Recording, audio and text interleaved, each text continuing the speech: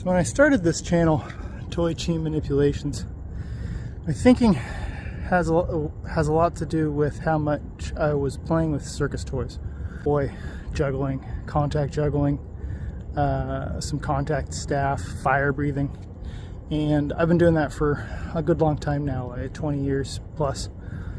The whole Toy Chi thing here comes a lot from experiences with spinning poi and other flow toys, and that experience of flow that you can, and oneness with the self and with the other, with the world, that you can experience through playing with toys. And my horizons have broadened some here, so that now toys also include sharp toys and shooting toys. I actually still have never fired a gun in my life, but I have shot some arrows, and I do still think at this point I do also consider guns to be under the toy umbrella. Yeah, I think it's just all kind of about playing with toys, and as you play with new toys, they start to sort of expand your horizons of what you can do with your old ones. Like, I'm a very different poi spinner and staff spinner now that I've really started delving into martial arts, and I'm certainly a different martial artist based on all my experience with poi and juggling. I would actually call it the basis for pretty much everything I do. So I guess the purpose of the channel is to sort of highlight different toys and the ways you can use them to improve your life, your experience, and yourself, and sort of gain different understandings of the universe around you.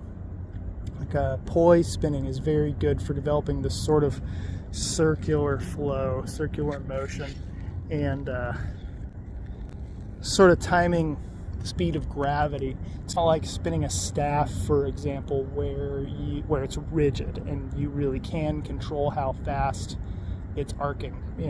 So you have to just learn to time gravity, and I think that's fantastic. I love it. And like the staff, you learn this rigidity, and it's great, especially if you have any sort of martial endeavor that you're planning on. I take a lot of shots to the ear and to the face when I'm spinning contact staff, which is sort of great for toughening up if you're into that kind of thing. And then the sword, you learn how to cut, and then fencing, once you add another person. I feel like combat sports, the difference that they add is they make it a conversation.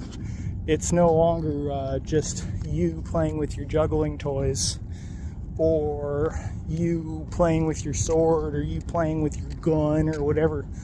Now you have another person involved, and the two of you can converse with each other through your toys, through your fencing, or your martial arts, or your juggling, or what have you. And I'm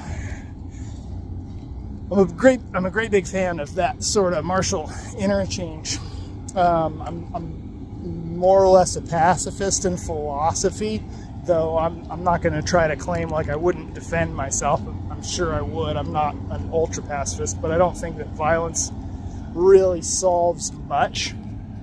But violence as a means of conversation between two consenting individuals, sort of, I think it's quite fascinating, and there's so much you can learn from other people through consenting, controlled violence, that it definitely deserves a place in sort of the Toy Chi pantheon. I have something like 15 of you subscribed to this and actually looking at what I'm doing with myself here, and I really appreciate you very much. Never in my wildest dreams did I think that 15 people in the world would care what I'm doing on YouTube. So thank you very much. We'll see you next time.